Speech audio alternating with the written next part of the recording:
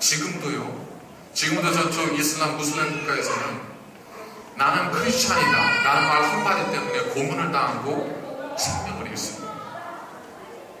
지금도 우리가 가장 가까운 나라 북한에서는 그리스도인이라는 이유 때문에 순교를 당하고 있습니다. 우리는 아무렇지도 않게 그저 주워가지도 않은 명함처럼 그렇게 사용하는 것 때문에 어떤 곳에서는 목숨을 내어놓고 있습니다.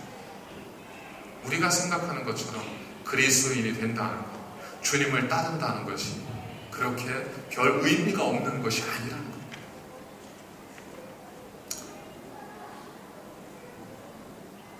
그리스 철학자들에게 유행했던 그 이야기가 있습니다. 악어와 아기 이야기.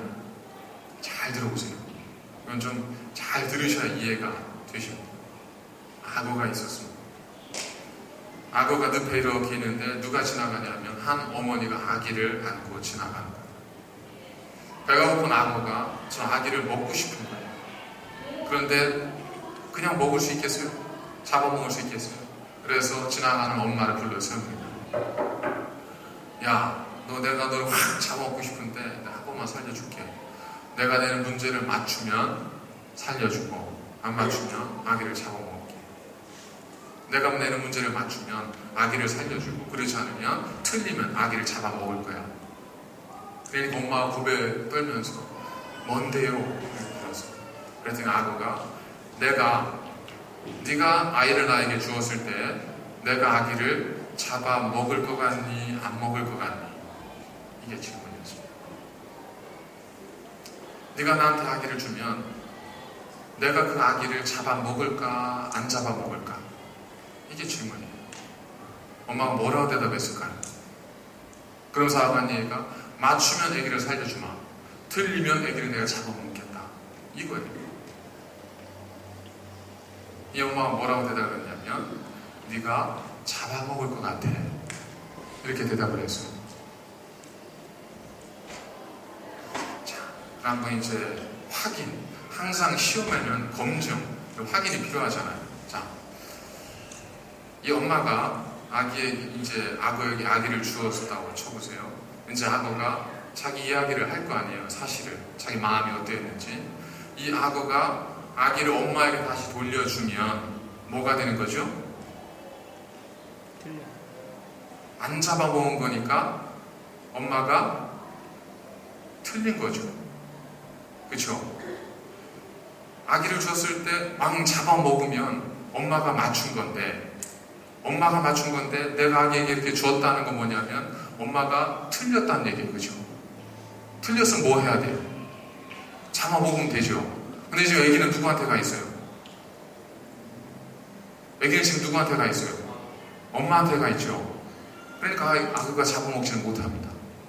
자, 만약에 아기를 안 주면 어떻게 돼요? 악어가 엄마가 맞춘 거예요? 틀린 거예요? 악어가 아기를 잡아먹는다 치면 엄마가 맞춘 거예요? 틀린 거예요? 맞춘 거죠.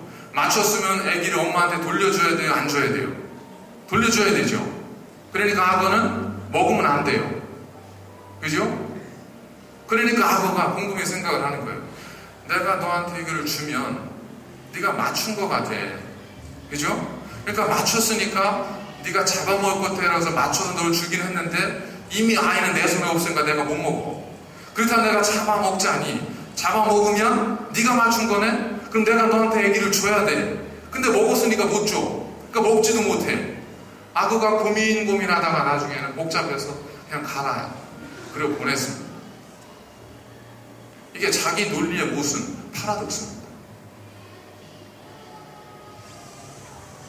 엄마가 네가 먹을 것 같아. 이 한마디로 인해서 이 악어의 질문을 완전히 논리적으로 모순이 되게 만들어버려요.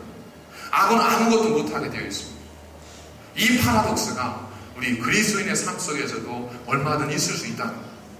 우리 스스로가 그리스도인이라고 하면서 그리스도를 따르지 않습니다. 그렇기 때문에 그런 그리스도인이 많아지면 많아질수록 뭐가 없는 거예요? 그리스도인이 없어집니다. 그런 교회가 많아지면 많아질수록 뭐가 없는 거예요? 하나님의 교회가 없어지는 거예요.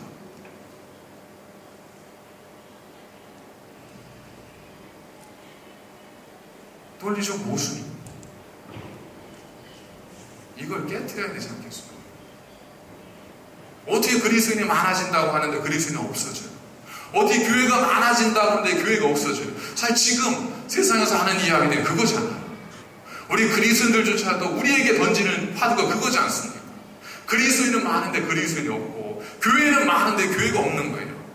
말이 안 되는 이것이 패러독스입니다. 이유는 단 하나입니다. 우리가 그리스도의 의미를, 그 초심을 전혀 이해하지 않고 그 초심을 전혀 지키지 않기 때문입니다. 자, 그럼 주님으로부터 나를 따라오너라, 내가 너희를 사람을 낳는 것과 되게 하리라 했을 때 제자들은 어떻게 했습니까? 그들은 그물을 버려두고 예수를 따르니라. 곧 그들이 그물과 아버지를 버려두고 예수를 따르니라. 자, 예수님을 따른다는 건 뭘 의미하는 거예요? 버림을. 먼저 버리지 않고는 절대로 주님을 따라갈 수가 없습니다. 근데 이제 문제는 아버지를 버려야 된다니까 고민이 되는 거예요. 자, 근데 여기서 버린다는 건 쓰레기 버리는 그렇게 버림을 의미하는 게 아닙니다. 여러분, 어떤 분이 이제 공항을 통해서 한국에서 이제 입국을 하시는데 공항에 들어가서 검색대에 딱 걸리셨어요. 걸렸는데 뭐냐면 이 물건을 가지고는 우리나라에 들어갈 수 없습니다. 우리나라에 반입이 금지된 물건입니다. 그랬더니 이분이 하는 얘기가 이건 내가 너무 사랑하고 내 목숨처럼 사랑하는 겁니다. 나는 이것 없이는 나는 들어갈 수 없습니다. 들어가게 해주세요. 근데 세관에서 직원은 안 됩니다. 당신이 들어가기 위해서는 이 물건을 여기서 포기하셔야 됩니다. 자, 이제 선택은 누구의 몫이죠? 그분의 몫입니다. 그분이 자기가 가지고 있는 너무나 소중한 것, 지금도 너무나 소중하게 생각하는 이것을 포기한다는 건 그 물건을 미워한다는 게 아니에요. 단지 뭐예요? 호주에 입국하기 위해서 이것을 포기하는 겁니다. 왜? 입국하기 위해서는 이것을 가져갈 수가 없으니까. 자, 이 사람이 끝까지 지킬 수 있겠죠? 나는 이걸 포기 못합니다. 그 의미는 뭐예요? 그 의미는 호주에 입국하지 않는 겁니다. 둘 중에 하나. 주님을 따른다는 건 뭐예요? 예전의 나의 삶을 버리고 주님의 삶으로 동화되어지고 주님의 삶으로 들어가는 거예요. 내가 예전의 삶을 버리지 못하겠다는 말은 뭐예요? 주님을 따르지 않겠다는 말이에요. 이걸 해결하는 방법은 뭘까요? 공항에서 안 나가고 끝까지 버티면서 공항에서만 사는 거죠. 여기서 끝이 날 때까지 어쨌든 법이 바뀌든지 아니 뭐가 어떻게 되든지 그때까지 공항에서만 사시면 되죠. 그럴 수가 없잖아요. 그리스도인이 된다는 것, 그들이 그리스도를 따르기 위해서 버렸다는 것은 이 의미입니다. 그것의 가치를 무시하는 게 아니고 그것의 가치를 의미 있게 내팽개치는 게 아니고 그것이 여전히 중요할 수 있습니다. 하지만 주님을 따르기 위해서는 때로는 그것을 포기해야 될 때가 있습니다. 너희가 하나님과 재물을 겸하여 섬길 수 없느니라 라고 하신 것처럼 때로는 우리가 주님을 따르기 위해서 우리 예전의 것을 포기해야 될 때가 있습니다. 그런데 주님의 복음은 무엇이에요? 너희가 살고자 하면 너희는 죽게 될 것이다. 그러나 너희가 죽고자 하면 살게 되리라. 너희가 먼저 하나님의 나라와 그의 의를 구하면 이 모든 것은 너희에게 더하여 주실 것이다. 그러나 너희들이 이것만을 찾아서 나아가면 너희는 나의 제자가 될 수 없느니라. 누구든지 자기 십자가를 지고 나를 쫓지 않는 자는 내 제자가 될 수 없느니라. 이것이 주님의 말씀입니다. 우리 스스로가 주님을 따르지 않을 때, 그리스도인이라 부르는 우리 스스로가 주님을 온전히 따르지 않을 때 우리는 엄청난 자기 모습, 이 패러독스에 빠지게 될 수밖에 없습니다. 이 파라독스는 많아지면 많아질수록 없어지는, 크면 클수록 작아지는 파라독스. 이걸 깨뜨린다. 무엇을 통해서? 버리는 겁니다. 이제는 즐겨하던 모든 것들을 사도 바울처럼 포기한다는 게 난 이제 돈도 필요 없어, 나는 이제 사람도 필요 없어, 그 의미가 아니죠. 그게 아니라 주님을 통해서 그를 만나는 거예요. 예전에는 내가 직접 가서 가져왔지만 이제는 주님을 통해서 그걸 만나고 가는 거예요. 내 친구를 만날 때는 그저 아무 때나 내가 혼자 가서 내가 하기 좋은 얘기하고 내가 하고 싶은 이야기하고 그러고 돌아왔지만 이제는 주님을 통해서 가는 겁니다. 예전에는 내가 혼자 가서 돈 벌었지만 이제는 주님을 통해서 가서 돈을 버는 겁니다. 예전에는 모든 게 내 뜻대로 했지만 이제는 주님을 통해서 모든 걸 하게 되는 거예요. 이것이 주님을 따르는 것의 의미입니다. 그것이 나를 버림의 의미입니다.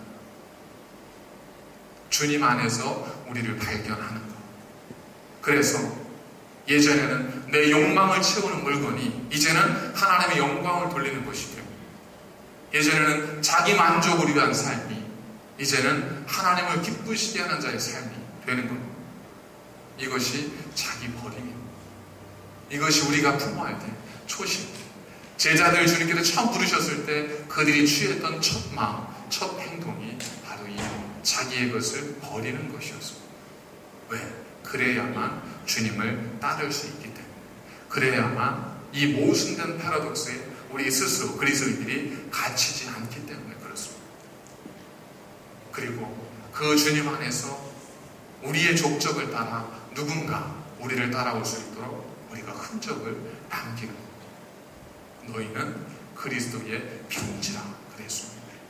우리 스스로가 그리스도의 편지가 되어서 가야 할 곳을 정확하게 남겨줄 수 있는 그리스도인의 삶. 그것이 우리가 주님을 따르는 것이고 주님 가신 그 길을 가는 것이고 우리의 뒤에 따르는 누군가가 주님께로 향하는 길이지 않겠습니까? 2013년을 이제 거의 마감하면서 다시 한번 우리 처음에 때 제자들이 주님을 따랐다는 것의 의미, 우리가 그리스도인이 된다는 것이 무엇을 의미하는가에 대한 분명한 다시 한번 하나님 말씀을 통한 묵상을 통해서 2014년에는 정말 우리가 말씀에 의지한 그리스도를 따르는 삶, 정말 진정한 그리스도인 되는 그러한 저희 생활교회 그리고 모든 교우님들과 가정들 되시기를 주의 이름으로 간절히 축원을 드립니다. 기도하시겠습니다. 걸어가신 아버지 하나님 감사를 드립니다. 우리도 모르게 처음의 마음을 잃고 그저 열심만 가지고 살아왔던 저희들 어디로 가는지 무엇을 위한 것인지도 모른 채 살아왔던 저희들의 삶을 하나님 돌아보게 하여 주셔서 다시 한번 처음에 그 마음을 품게 하시고 하나님을 기쁘시게 한 대로 설 수 있도록 우리로 깨우치게 하시고 알게 하시고 돌아서게 하여 주시옵소서. 그리하여서 참으로 이 땅에서 주님을 따르는 그리스도의 제자 되어 이 땅에서 주님을 섬기는 그리스도인으로 살아갈 수 있도록 우리에게 은혜를 허락하여 주시옵소서. 예수님의 거룩하신 이름으로 감사드리며 기도하옵나이다. 아멘.